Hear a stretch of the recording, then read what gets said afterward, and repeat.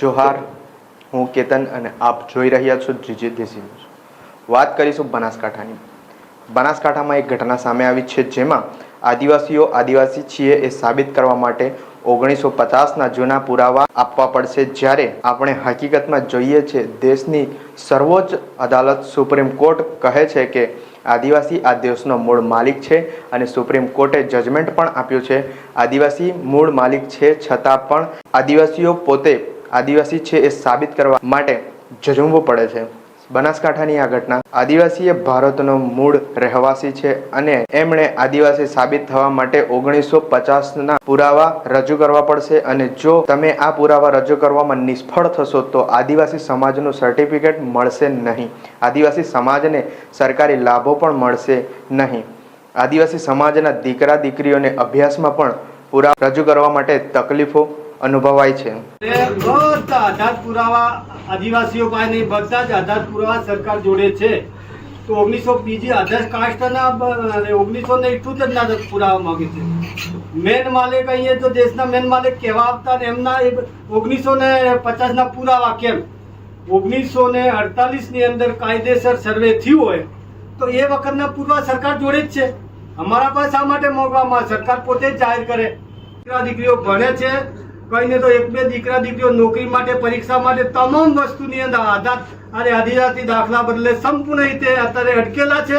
ને અમે તો આપણા આપ જિલ્લાના વડા હોય એ અપેક્ષા રાખીએ છીએ કે સરકાર પાસે તમારે જે સૂત ઉપર તમારે પૂછી અને વહેલામાં વહેલી તકે અમને આજની તારીખમાં બને તો દાખલાઓ માટે છૂટછાટ અલાવ, અને મામલતદાર કચેરીમાંથી છૂટછાટ થાય ને તો પછી આ લોકો કોઈ નહીં આવે. નહીં જો છૂટછાટ થાય તો આના કરતો ભયંકર મુશ્કેલી. આ બાજુ બેટી બઢાઓ બેટી ભણાવો ચર્ચા સરકાર કરતી હોય, અત્યારે ગળે ફોસીલાઈ મૂકી દેવાની.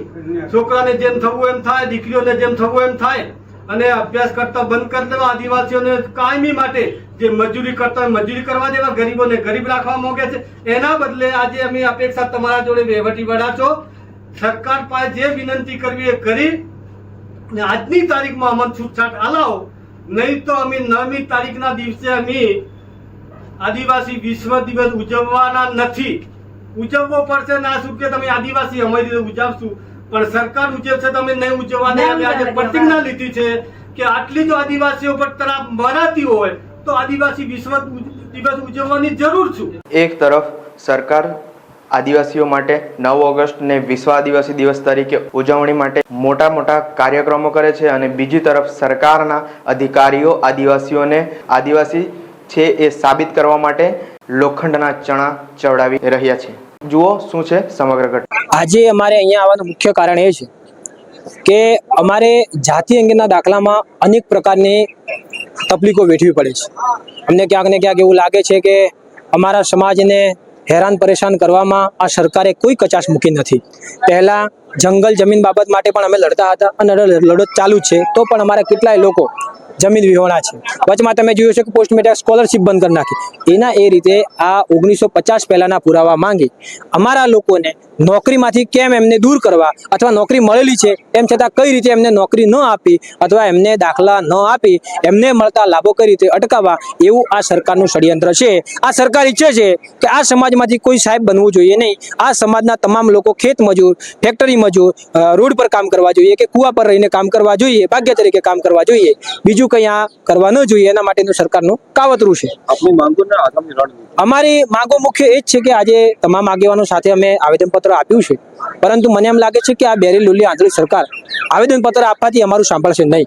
એટલે ભવિષ્યમાં અમારે રોડ પર ચક્કાજામ કરવા પડે તો પણ કરીશું. અમારી તૈયારી એવી પણ છે કે 9 ઓગસ્ટના દાડે અમે તમામ બનાસકાંઠાના તમામ તાલુકા મધ્યે રોડ પર હાઈવે ચક્કાજામ કરીશું.